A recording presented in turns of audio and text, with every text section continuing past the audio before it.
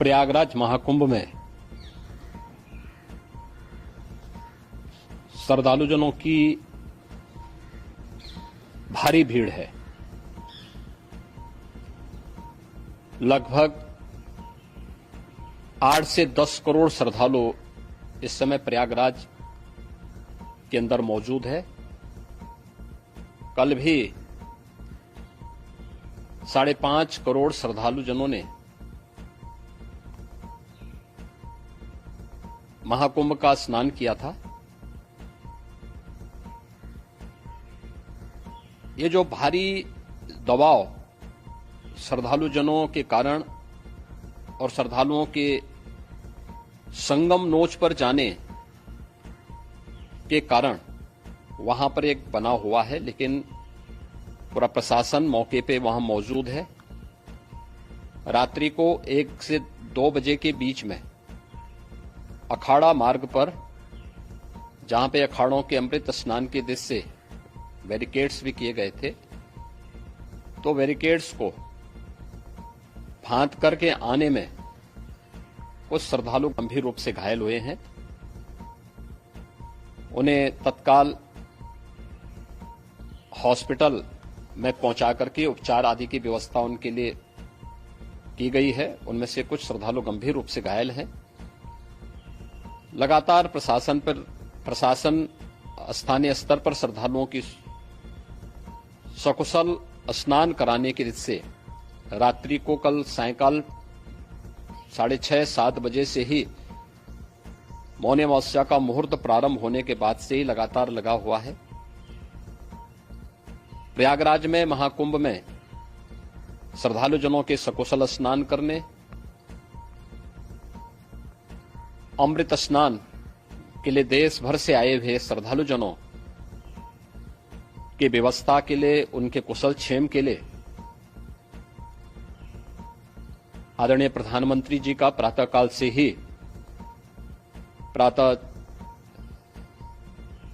से ही उनके लगभग 4 बार प्रधानमंत्री जी ने हालचाल लिया है। माननीय गृह मंत्री जी ने, माननीय राष्ट्रीय अध्यक्ष भारतीय जनता पार्टी श्री जेपी नड्डा जी ने, माननीय गृह मंत्री श्री अमित शाह जी ने भी, और प्रदेश की माननीय राज्यपाल श्रीमती आनंदीबेन पटेल जी ने भी लगातार जानकारी लेकर के सभी के कुशल क्षेम और सकुशल स्नान कराने के बारे में निरंतर रिपोर्ट ले रहे हैं। हम लोगों की प्रातःकाल से ही श्रद्धालुजन जो भी आए हैं वे स्नान कर सकें, इसके लिए यहां पे उच्च स्तरीय बैठक भी चल रही है, जिसमें मुख्य सचिव भी हैं, डीजीपी हैं, प्रमुख सचिव गृह हैं, मुख्यमंत्री कार्यालय के अपर मुख्य सचिव के साथ एडीजी लॉ एंड ऑर्डर के साथ साथ अन्य वरिष्ठ अधिकारीगण मौजूद हैं। प्रयागराज में हालात वर्तमान में नियंत्रण में हैं, लेकिन भीड़ का दबाव बहुत बना हुआ है।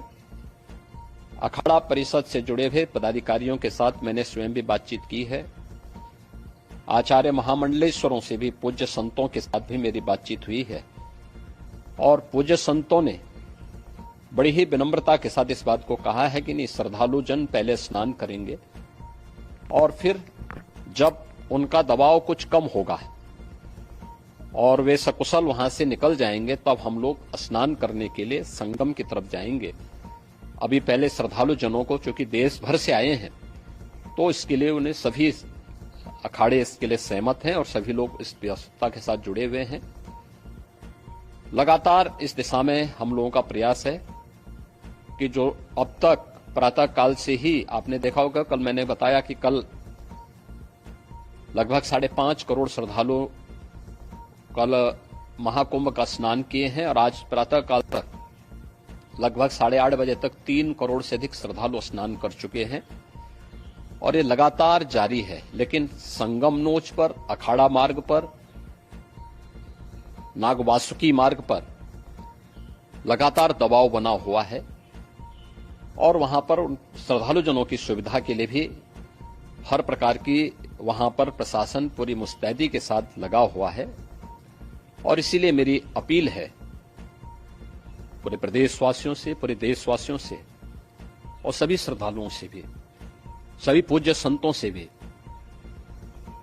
कि अफवाह पर कोई ध्यान न दें, संयम से काम लें।